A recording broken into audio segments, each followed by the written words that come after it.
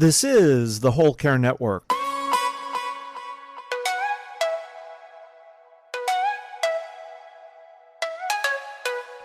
Helping you tell your story one podcast at a time. Content presented in the following podcast is for information purposes only. Views and opinions expressed in this podcast are solely those of the host and guest and may not represent the views and opinions of the Whole Care Network.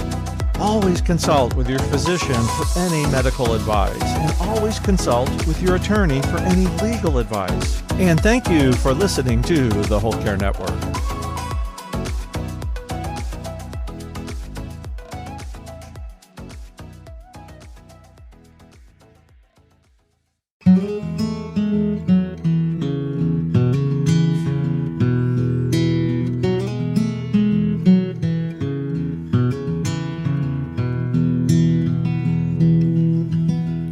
Hello and welcome to Daughterhood, the podcast. I am your host, Roseanne Corcoran, Daughterhood Circle Leader and Primary Caregiver.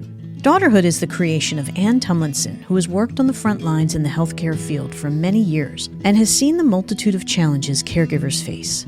Our mission is to support and build confidence in women who are managing their parents' care. Daughterhood is what happens when we put our lives on hold to take care of our parents.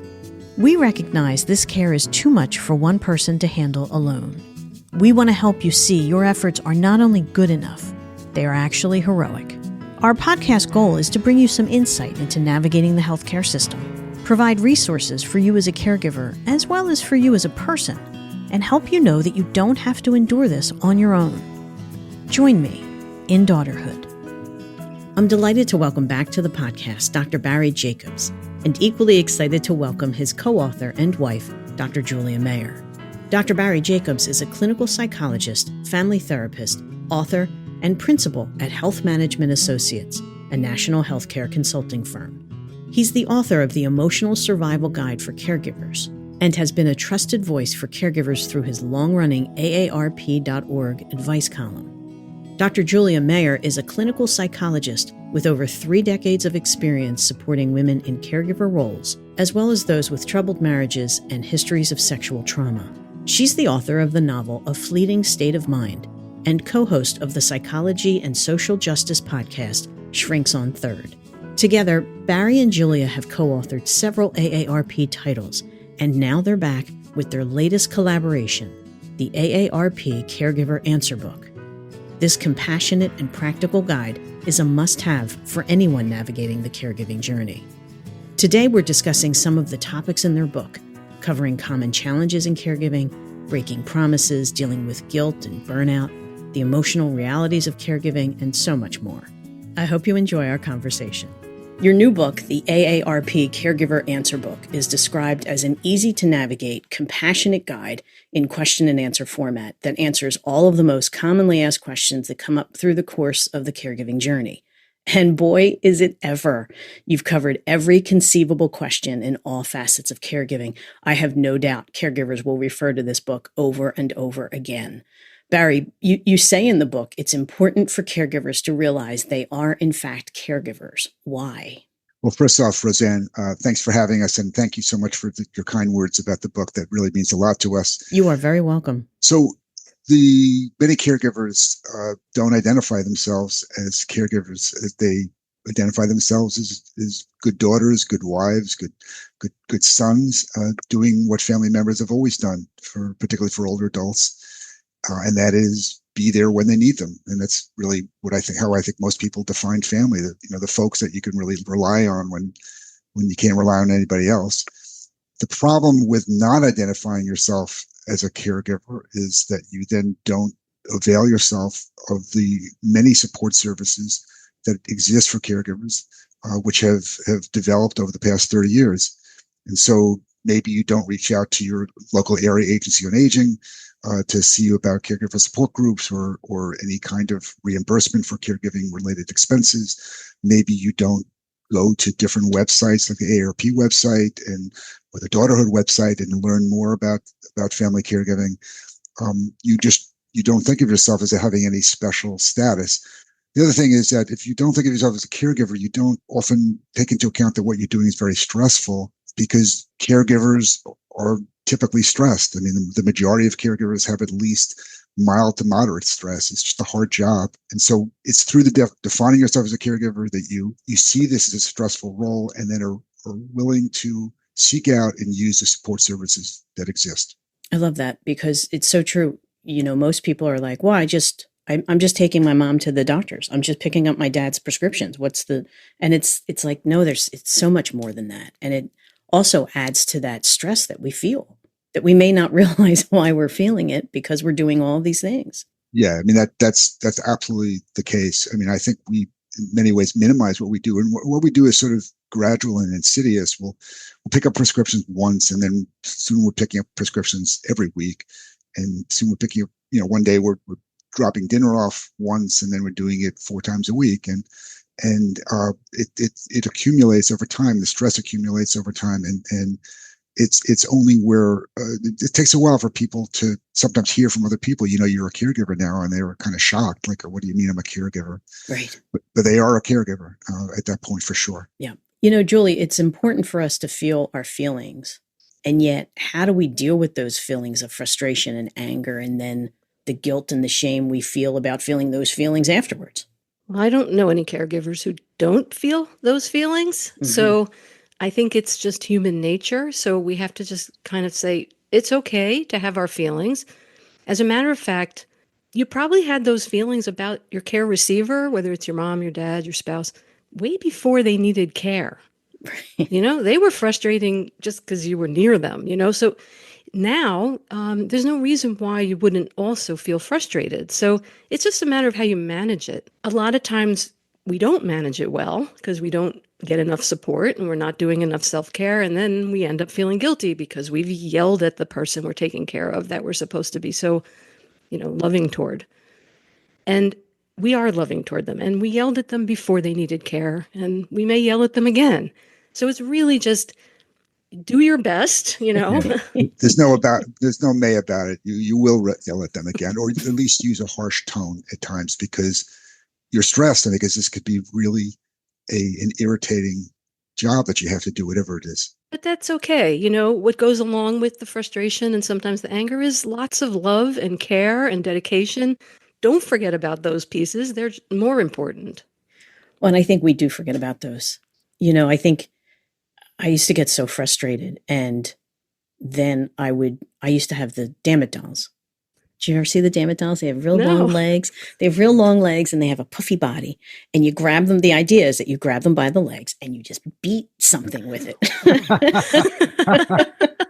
I was twirling around your head and throw them across the room. I can get that. Yeah, basically. So, but you get that frustration out, because I was one that I'd never wanted to yell at my mother. Now, I just didn't. So I would be like, I had a lot of twisted spoons in my house, and I went through probably a half dozen Dammit dolls. I did. And because you have to get that out. And I think that's the part, when we carry that, it kind of bleeds into other parts of our lives. Is that accurate? Absolutely. I mean, if you're taking care of a parent and you don't have a Dammit doll, you're going to take it out on your spouse if you have one, or your children or friends. It is really important to acknowledge it, to find a way to process it in whatever way that works. You can use a pillow if you don't have a doll. Right. And forgive yourself and accept yourself and move on. Okay. Yeah, there's one thing that we both try to do very, very much, Roseanne, is that help people accept realistic limits, that they are who they are, that they're going to have a relationship that's going to be not all that different from the relationship that they had with the care receiver through most of their lives. And if they always argued with their mom, they're going to continue arguing with their mom. Right. If they're going to, and I certainly did in my relationship with my mom when I was caring for her when she had vascular dementia. And so it's people, when they become caregivers, they suddenly feel like they have to be perfect. And that's just not realistic. We're human beings, and we are going to get irritated at times, because sometimes our care receivers are irritating, and we will react to them as we always did with irritation. But that said, I feel like we also have a goal, which is to do the best job we can and to not express our irritation, especially if the person is in pain and they're suffering. Like, we need to keep our empathy and our compassion toward them. And that also helps kind of mitigate the frustration. Right, right. It's a balance like everything Yeah. else. Exactly. It's just hard to remember that when we're in these situations where it's like we're trying to make the situation better and we can't. Especially, Barry, you and I have talked about this with vascular dementia. Any types of dementia, you can't fix this. So you're trying to make it better, but it's almost like you're holding yourself to a different standard of why can't I do this when it's not about you, it's the situation that you're in. I think that's one of the most heartbreaking parts of dementias. We learn, that, as a Serenity Prayer says, we have to accept the things we cannot change. When we come up against that limit, and it hurts, because we see someone who we would like to function better. I will confess that when my mom started having cognitive issues, my mom had always been like this super in charge lady who ran organizations and was very smart. I would frankly get irritated with her when she couldn't come up with a word or couldn't remember something. And my first impulse was to respond to her like, I just told you that, right? Like, come on, Ma, you know the stuff. Like as if I prodded her enough, I could get her to be the same smart, sharp person she was before. And that didn't help, right? I had to, as Julie says, I really had to use more empathy, and it took a little bit of trial and error before I got there. Yeah. Well, and it's interesting because, especially with dementias, how do we deal with that loss of being the child versus being the caregiver, Barry? As you were just saying, I mean, it's hard to watch this decline and to try to support with that empathy going forward. How do we deal with that? With great difficulty, oftentimes, and with great sadness. And I do think that we have to be able to, in our minds, kind of separate what is the manifestation of a disease versus how is my mom maybe being the willful, stubborn person who she always was. And so we have to give people the benefit of the doubt that dementia doesn't bring out the best of people. And then we have to really make sure that we're always keeping their struggles in the front of our minds and not making their struggles worse by criticizing them either explicitly or implicitly, by taking things away from them that they can still do, making them feel disempowered. We have to really be as sensitive to the idea that they are trying to hold on to themselves against a disease that is just marauding through their brains. And it's really tough. It's really tough. Julie dealt with my mom really well, and I know I interrupted you as usual, Julie, but go ahead. I just wanted to add that the relationship has to change because the care receiver is different. So there's grief, and you definitely have to find some people to share that with, to process it with, to manage it, because it is a different relationship. You can't be the child anymore. There might be little glimpses here and there when the person with dementia that you're caring for is doing a little bit better and they have a memory, and it's so wonderful when that happens. But a lot of the time, you're the adult and they are a diseased person that needs care. And you have to let go of that old relationship. It's so hard because they look like mom, but they're not the same anymore. And it's just such a difficult process to go through. I think that's why dementia caregiving is really the hardest. Yeah. Yeah. I 1,000% agree with you, Julie. 1,000%. Because it is. It's you have to take on that role of I'm making those decisions for you because you can't. And that's really some heady stuff. Yeah, it's sad. Yeah. And sometimes the person, depending on where they are in the process, sees it. They know that you're doing something that they used to do and they feel badly. And I always think the best way to deal with that is to try to grieve with them. Give them what they can do, like Barry said, let them do everything they can do as long as possible. And then also connect around what they can't. You can't cook anymore, Mom, but I'm using your recipe and you're going to be the chef in charge. I'll be the sous chef. You try to make it as bearable as possible. Right. No, and I love that. And you bring up a good point. There's so much, no matter what the disease is, that we can't control. How do we go about figuring out what we can control, Julie? Trial and error. And unfortunately, the worse someone gets, the less we can control. Right. And we have to be ready for that. So we have to learn about the process of the disease. It helps to talk to the physician or whatever professionals are involved. It helps to talk to other caregivers in the same boat. It really helps to do that. Mm-hmm. Because they can say to you, yeah, I went through that and this is how I dealt with it. Oh, my mom was wandering. I put a stop sign on the door, and it really worked. Right. So some of the ways to manage these things aren't even complicated. It's just we don't know them until we need to know them. So getting support is absolutely key. I'm all for support. I mean, that's what we do here at Daughterhood. And it's amazing how often people will say, I thought I was the only one that felt like this. And I'm sure both of you see that in your practices of, I'm so alone. And it's like, you're not alone. You're surrounded by people, you just don't know them yet.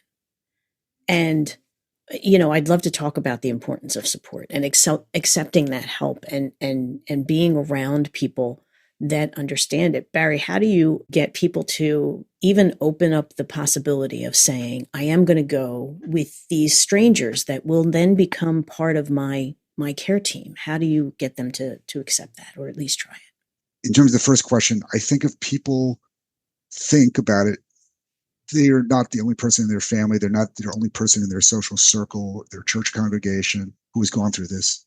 And then it's a matter of, okay, I'm already connected to people who have experience with this or are going through it now. Can I reach out to them and ask them what this has been like for them? Have they found a good doctor? Where did they buy, diapers? I mean, just the shop talk that is often what caregivers talk about, that, just the nuts and bolts of caregiving, but that often can lead to some emotional conversation as well. But so I almost guarantee you that if you make known that you're a caregiver, that other people will say, I took care of my mom. And so it's a matter of not hiding it, but sharing it. Mm-hmm. Then the idea, support groups are, I think, extremely helpful, but the majority of caregivers don't go to support groups for all the reasons that you're alluding to. They don't like going to be in a room with a bunch of strangers and listening to other people's stories or sharing their own story. And that's okay. That's really okay. For folks that are willing to try it, and a lot of support groups now are virtual. They're not even in person. So it's not even inconvenient to go to some place. What folks find is hearing other people's stories and then recognizing their own story in their story, their own experiences and their experiences is validating. Mm-hmm. And then, and that validation feels good. And then, especially for people who may be a little bit further down the road in dealing with a level of specific disease, kind of hearing their experiences is informative. It kind of says, well, you are where I was 2 years ago. Here's what you should be thinking about now, as in preparing for the future. That could be a little scary too, but if people can hear that information and take it in, it really could help. And then what ends up happening is just through the course of those conversations and relationships develop. And I know many people, many caregivers, who find that the support group members become like a second family to them. And because those folks get it, right? They get it, and you don't have to explain yourself when you're having a bad day. And you don't have to explain what the disease is again and again and again to people who don't seem to kind of grasp it. They get it. And there's an ease of rapport there that really matters. And those folks sometimes become lifelong friends. So, Julie, as part of all of this with caregiving, we go and we go and we go. And what are some of the warning signs of burnout that we should be really aware of before we get to that point? Yeah. Burnout is really rampant in caregivers because oftentimes, like we've sort of been alluding to, they don't look for help. They don't look for community. They're not getting support, and they don't do self-care because they don't have time for self-care. Any time they might spend on themselves, they could be spending on their care receivers. So Talk about guilt. Yep. So burnout looks like when you wake up in the morning, you are exhausted and you have dread and you don't know how you're going to get through your day. And anything goes wrong, and the cushion that you have for handling it is so thin that you might lose it. And so it's just a constant state of distress and stress. And it makes it very hard to be present and caring with to do the job that is stressing you out so much. It's hard to do it because of the feeling of I just can't get my needs met. I don't even know what they are. I'm just so exhausted and beyond and overwhelmed, and I can't. It's like an I can't. So, what you need to do for that is reframe it all. Okay. You have to start with, okay, I have to do something different because this isn't working anymore. The increased level of care that I'm doing has led me to this place where I feel like I can't take it. So you have to reframe. So as Barry and I have written about in the book, actually, you have to come up with a schedule and find time. It could be 20 minutes 3 times a day. It could be 1 hour, which is yours. And you don't give it up, except for emergencies, but you don't give it up. So it's your hour to take a walk, to paint, to talk to a friend, to do some stretching, do some yoga, to relax, meditation, whatever might work. And you might have to try 15 different things to figure out what really gives you a little bit, feeds you a little bit aside from food. Yeah. So sometimes people say, how do I know if I'm burned out? I mean, I don't even know what it is. I hear it on TV, but what is burnout? And what I say is, when you get up in the morning, do you bounce out of bed and, greet the day with a big smile, or do you wake up with a sense of dread, or like, oh heck, I got to do 12 things today, and I better put on my roller skates because I got to just rush through my day, and it's going to be a horrible day. And you're not, rather than rushing through your day, you're dragging yourself through it. You're dreading every moment. That's burnout. And oftentimes it translates not just into bad days, but bad nights where people are not sleeping well. They're up in the middle of the night worrying. And it's like it's human nature to worry. It makes no sense or it's of no utility to worry at 3 a.m. Easier said than done. I love to worry at 3 a.m, but but it doesn't do me a whit of good. Right. But if you're struggling to just get up and get moving, and you think to yourself, where is the relief coming from? You're burnt out. Yeah. I almost see self-care as a dirty word. Mm-hmm. Because you say that to a caregiver and it's like, when am I supposed, if I read one more story or saw one more clip about you have to have sleep and you have to do this when I was in the midst of caregiving, I was like, you obviously don't know what we're doing here. If you think like, my mother used to be up all night. Well, how are you sleeping? You're not sleeping. So how do you go about trying to carve out and not make it a 4-letter word, some self-care, Julie? Well, first you have to believe that you need it. Oh, gosh. Right? So, wow.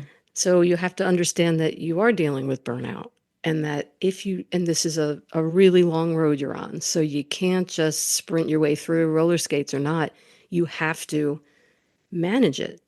Barry always uses the metaphor of someone running a marathon, and you don't turn the water away when someone's handing you a bottle of water. Right. So I would say you have to look at how your day goes. Keep a journal of everything that you do. It's going to be annoying, but you do it for a few days. And then you kind of look at where there are spaces. Does mom sleep at all? Does she sleep during the day? Can you sleep at the same time? Is there a way that someone else can sometimes be there for her at night so you get a little respite? You have to be creative, and this is partly why support is so helpful, and support groups and whatever, our book, whatever information you can gather, gives you ideas around this. And then, even if it's 24/7 caregiving, okay, well, then you need 20 minutes where you can sit and just close your eyes and breathe and ground yourself. And one other thing I would always say to caregivers is, even if you don't think you need it, even if you think you're superhuman, if you do it, you will be more present. You will be a better caregiver. And that's your goal. And if you can't do 20 minutes, there is really a bigger problem. Oh, yeah. Like, you really need to figure this out. And we go all the way back to the beginning of this is why it's important that you name it and claim it that you're a caregiver as well, because that's, you're just kind of going, I'm just going. No, this is a job. You're doing a job. And that's where it's important that you take care of yourself in this. Absolutely. Yeah. I love that, Julie. Thank you. Barry, how do you think we can make caregiving a positive experience? So I have lots of thoughts about this question. So I've been around a long time. I've been around, thinking about caregiving since the 1980s, and particularly early on, there was this huge like public awareness campaign of helping people identify, understand that caregivers, specifically folks with dementia, were really struggling, and then they needed help, and that was great. And one of the things that came out of that was we branded the term caregiving because it wasn't really a one term prior to that. But it also, unfortunately, in trying to create a public awareness campaign to draw attention to this, it also cast caregiving as a primarily negative experience. Mm-hmm. And that's not what most people experience. And that's not what the research says. The research says is that it's usually a mixed experience for people, that it's, that a lot of times at the end of the day, when people are done with caregiving, usually when their loved one has died, they'll look back and they'll say, this was hard as heck, but I'm really glad I did it. Right. And that's that last part. I'm really glad I did it, that we have to focus on, not at the end of caregiving, but throughout caregiving. I'm glad I'm doing this. That it's not simply that I feel trapped in doing it. I just had a conversation today with someone about that they're feeling obligated to do this, which is pretty common. What does that mean, to feel trapped or to feel obligated? And I always try to help people identify that they're still making choices. We've also worked with caregivers that basically said, I'm done, I'm out of here, and they leave. Right? And that's rare, mm-hmm. but it happens. But so even if someone feels burdened, they feel burnt out, they're doing this. Why? And it's often because beneath that sense of obligation, there are values that they're upholding. And those values could be, I'm doing what a daughter should do for her parent, or I'm doing what a spouse should do for a spouse, because I have moral values and that feels right to me. Or if the shoe were on the other foot, he would be doing this for me. Or she gave me a great deal while I was growing up, and I want to give back to her. Or I believe that God has set this in my life path, and it's not for me to turn aside from it. If God wants me to do this, I have to embrace it and learn from it, as hard as it's going to be. So we're really trying to make caregiving become more positive by deriving the positive meanings from it, the positive rewards. And usually at the end of the day, people feel like they're better people for having done this. That this was some of the hardest things, if not the hardest thing they've ever done in their lives, but they're really glad that they did it, because they accomplished something that was really high stakes and really mattered. And they learned a lot in the process. They learned a lot about how to handle insurance companies, medicines, and doctors, but they also learned a lot about themselves. They learned a lot about what they're capable of if they really pushing themselves beyond their limits. So those are all ways from the making perspective of helping caregiving become more positive. Then all the other things we're talking about here, building in self-care, connecting with others, those all make caregiving, at the very least, more bearable, more self-sustaining. But also, I think we meet people and we learn things along the way that could be very gratifying. Yeah. Again, using the example of a support group, we meet people who we come to admire, who we come to love, and people we would not have encountered in our lives if we had become caregivers ourselves. And there's there's beauty in that. I would add one thing, which is being mindful while doing the caregiving gives you the opportunity to use humor, to watch a funny movie with your care receiver, to have a meal and, enjoy it together.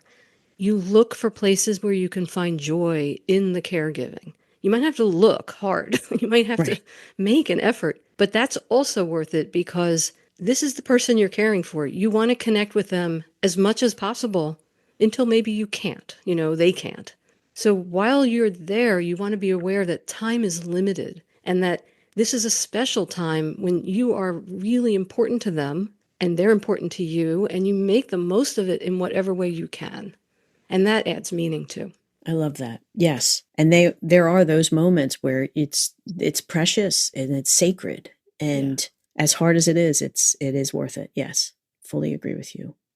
Julie, that kind of brings me to, how do we deal with those promises that we might make? Barry alluded a little bit in this of, I'll always take care of you. I'll never sell your house. I'll never, you'll always live with me. I'll never put you in any type of community. How do we deal with those promises that sometimes we have to change? Well, they're beautiful thoughts. They are. And it's wonderful when they can be maintained. Right. But then reality can come in. And let's say your care receiver has bed sores. And no matter what you do, they're not getting better. And so you might get to a point, or, bed sores, or they're wandering, or they're dangerous to some themselves, or they're having aggressive fits, depending on, what they're struggling with. You might have to get help because that's what's best for them. It's really not about you, because you're just there to give them everything that you can so that they can have the best care receiving experience possible. But that doesn't mean you do everything. It might be that you ultimately have to put your loved one in a nursing home. And if you do that, you're still the caregiver. You still go over there. You still talk to the staff. You still find out when she fell out of bed or whatever, medication changes, what she's eating. You're still the caregiver, but she's receiving a kind of care that she needs that you can't do alone. So it's a matter of accepting that reality changes. Maybe you have to sell the house in order to get her into the nursing home. Okay. Well, that is what you have to do. But you need her in the nursing home, because if you're just doing it by yourself, she's not getting the care she needs, ultimately. So the way you deal with it is you say, that was my goal, but sometimes goals have to change. And it's to change. They change to meet the need of the care receiver, which is what this is all about. So you have to try to forgive yourself for not being amazingly superhuman. Yeah, and to just to add to what Julie said, I mean, if the goal is to provide the best care possible to help our loved one live as well as they can for as long as they can, some of the promises that were made early on may actually not be in furtherance of that. They may impede that. Right. This idea that someone's going to stay home indefinitely, well, it just may not be an appropriate place to live anymore if the person needs 24/7 care, if they're at risk of falling, if the house is a 4-story house and they can't go up and down the stairs anymore. It's like, why would you want someone to stay there, even if it's familiar to them, when then their functioning is going to be so limited? And so what I always say to folks, and many folks struggle with this idea of having an older adult go into a nursing home. Often that choice is hard, but it's often the most loving choice you can make, because they're going to get care that you or a team of people really can't provide for them in your home, in their home. Mm-hmm. And so if the goal again is to give them the best care possible, then the promises have to always be seen in that light. I have to ask both of you this question. What made you want to write this book? And how did you sit at the coffee table one night and say, okay, give me 100 questions? Like, how did you do this? Just spit them out. Let's go. Yeah. Give me 100 questions. We'll answer them later. Let's go. Like, what did you do? I'll answer first, and then Julie, you can go. Sure. So, I'm at a point in my career. I've been doing this a long time. And I mean, and it's not just the psychology piece of it. It's just talking to friends, talking to neighbors. I mean, neighbors knock on the door and talk about, what's going on with their family members. I know that we do this stuff. A lot of colleagues, people send us emails, people pick up the phone and call us. I mean, mm-hmm. People are struggling. They want to know a little bit of something that would help them go forward. So having had all those experiences and developed a way of trying to answer some of their questions, I was sort of feeling like I'm at a point in my career where I need to kind of, download my brain into a place where what I've learned, I can, other people can benefit from, other than the ones that just reach out to me directly. So the idea was to really just put down the questions that I've heard, not just once or twice, but many times. Every question in this book, questions we've heard many, many times. And what are some of the typical answers that we give? and not, everybody's situation is so idiosyncratic, but there's maybe some general guidance that we can offer in this book that would be, I think, give people at least a sense of ways to think about whatever the problem they're facing. Mm-hmm. So for me, this is a kind of a valedictory. I wanted to create something that was, encapsulated a lot of work over a lot of years. You absolutely did. I mean, my goodness, Julie. Yeah. And I think, I guess same thing, but I think also about people who have said to me, my brother-in-law is taking care of his wife. That's my sister. And he doesn't know what to do. Mm-hmm. He just started and she's got Parkinson's and it's advancing. And I would love to be able to say, here, take this book. It's a roadmap. You need a roadmap. Just read it or skim it or find what's important to you in that moment in it. There's an index so you can look stuff up and find what you need, because it's so overwhelming. It's so overwhelming to just, when you do admit that you're a caregiver, Mm-hmm. it's like, okay, what do I do? What do I do first? How do I manage this? How do I keep her in her home? How do I manage the finances? How do I deal with my siblings? There's so many issues. And, Barry and I wanted it to be like all in one place, like a caregiving Bible, and you can just find whatever you need in there. It can't obviously answer absolutely everything, but it's at least a starting point. And we also give references to places to find more information. So, it's just so that people can do the best they can do. Yeah. Just to add one other thing, a couple other things. So one is, in writing it in a question and answer format, it has a kind of conversational tone, which is what we want, because these are conversations. So immediately before our conversation here today, I was talking with a colleague from a different company who said, I had dinner with an old high school friend just this week, and she's now taking care of her mother who has vascular dementia, and she had promised to live with her mother for a long time, but now had to put her mother in assisted living, and she's feeling terribly guilty. And the friend asked me how she should deal with this, and I didn't know what to tell my friend. So what should I tell my friend? This is what she asked me, right? Yeah. And so this happens all the time because people struggle with it in their own lives, in the lives of people they care about. And again, hopefully this book is a starting point to how to approach these things.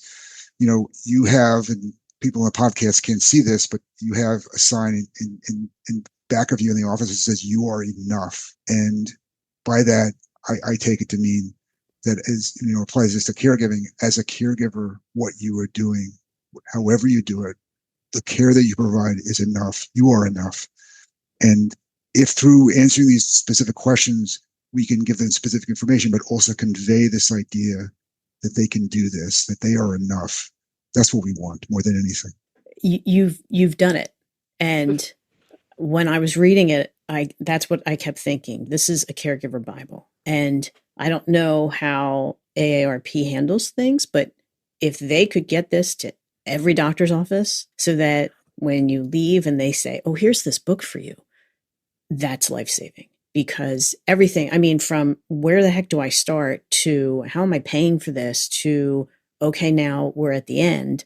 You've covered everything, and you've covered it in such a way. And Barry, you do this all the time in your blogs and in your articles. And it's like, anytime I have a question, I go, oh, what did Barry say about this? Let me look that up, because you have this great way of just bringing the information together and making it seem like, oh yeah, that's exactly my problem.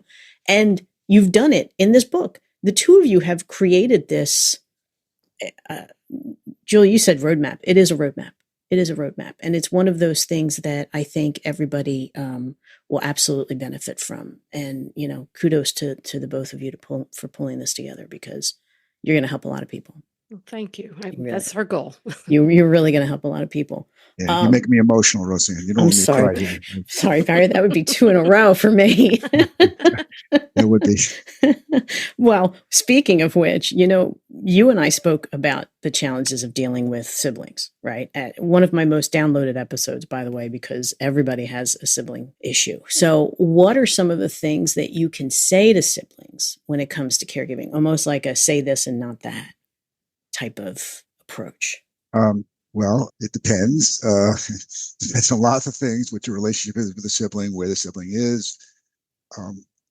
So what I say to siblings in general who are trying to care for an older parent, talking about caring for an older parent, have to decide whether the older parent needs help, what kind of help they need, all those things. But what I say to siblings is this: the way you treat one another during this time is going to impact your relationship forever after. People will remember who was there in mom's hour of need and who was not. People will remember who was there in my hour of need when I was a burnt out caregiver and who was not.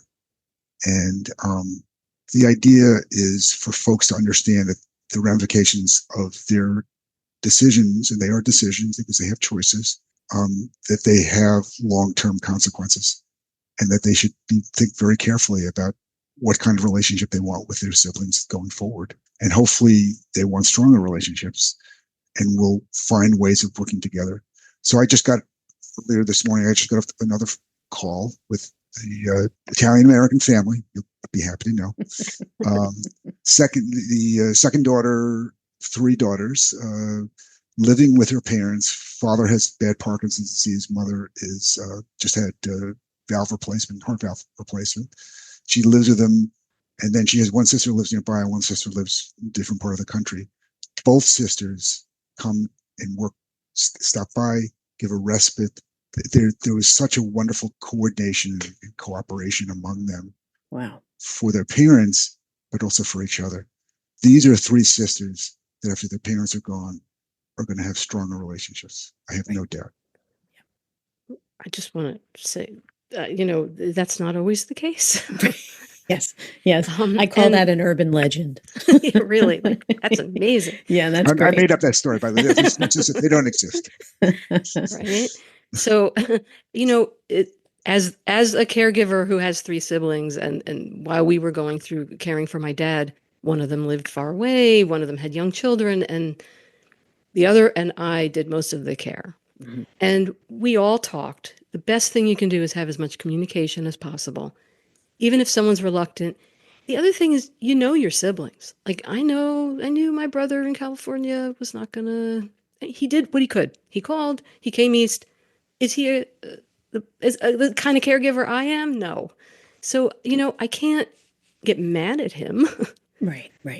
So to maintain relationships with siblings, you also have to be very realistic about what each person is capable of. And as a matter of fact, if you're the primary caregiver, give some thought to what each person can do according to their means. Someone who's at a distance can do some finances, mm-hmm. or can make calls to doctors. It's good to have online, if you can, or shared information from doctor's appointments so everybody's on the same page. It's really good to keep communicating. And if someone can't even visit, then maybe they could schedule a phone call during which the primary care receiver can go sit in another room and meditate, get a little self-care in. So there are a lot of things that can be done.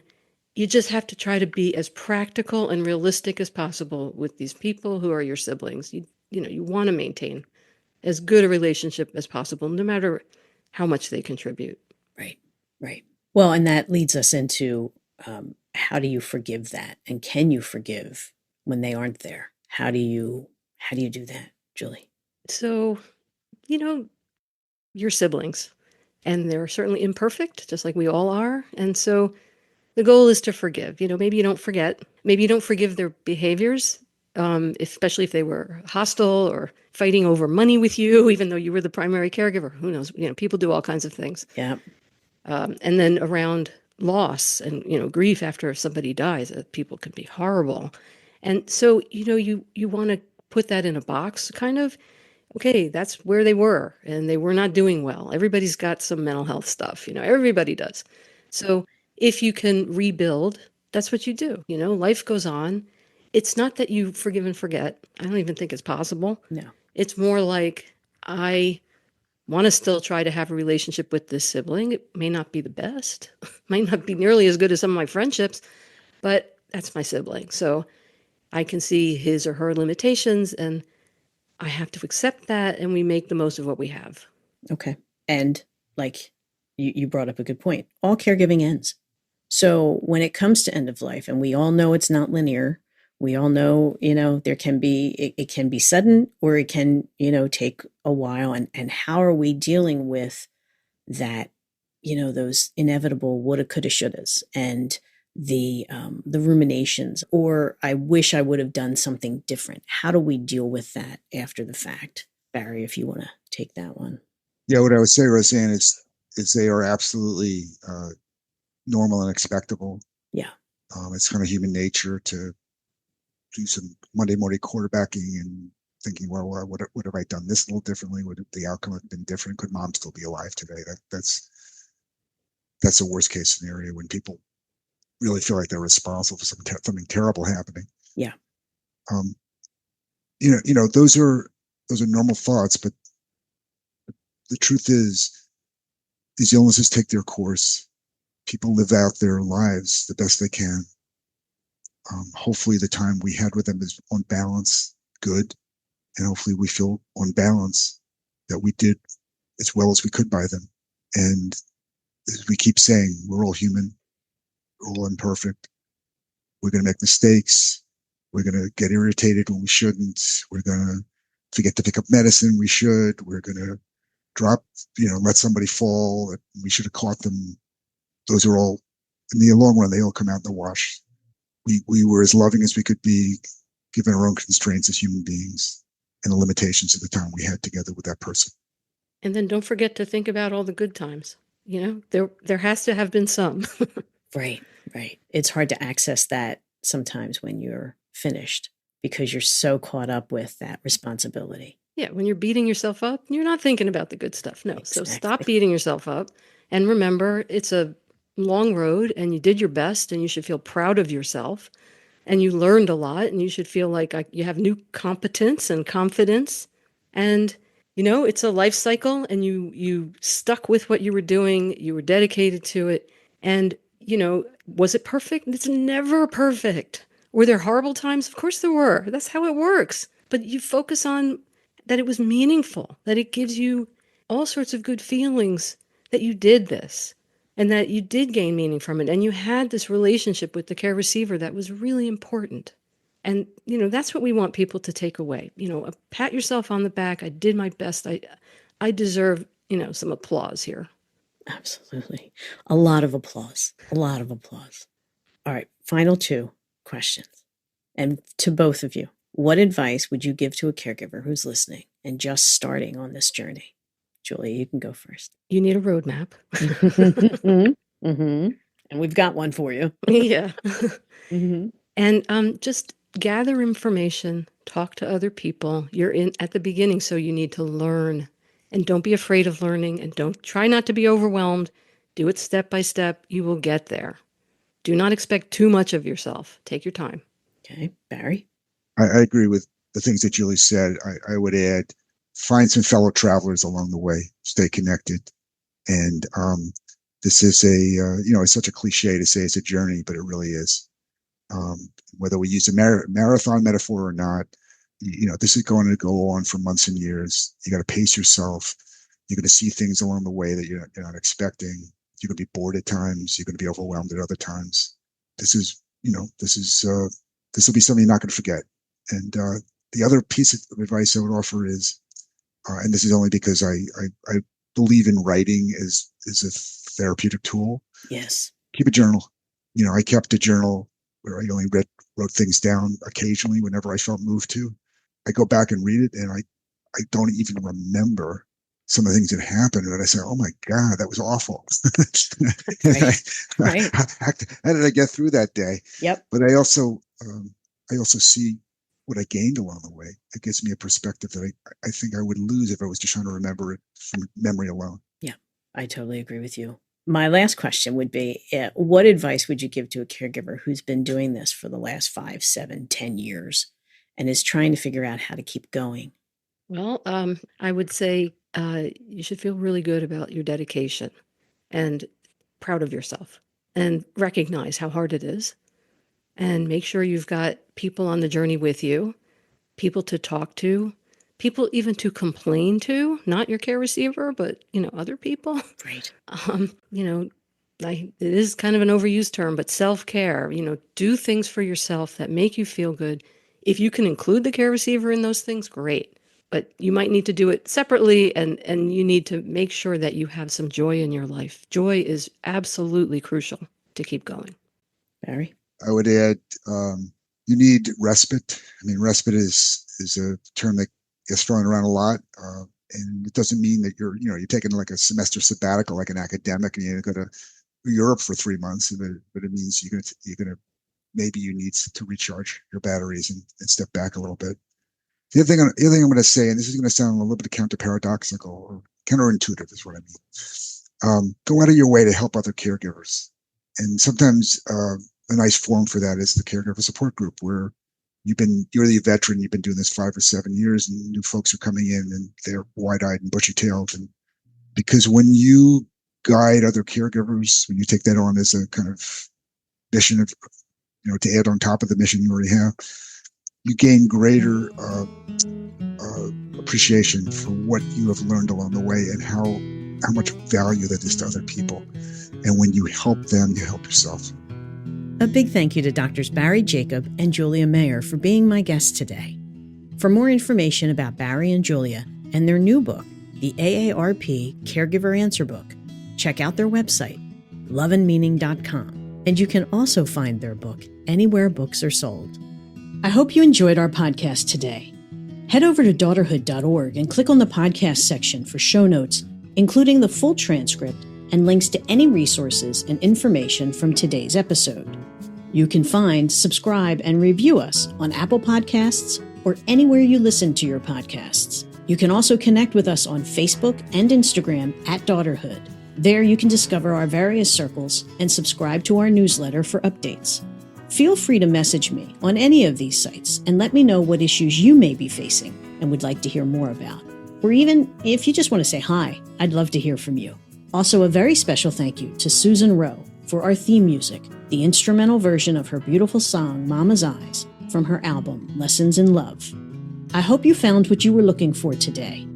Information, inspiration, or even just a little company. This is Roseanne Corcoran. I hope you'll join me next time in Daughterhood.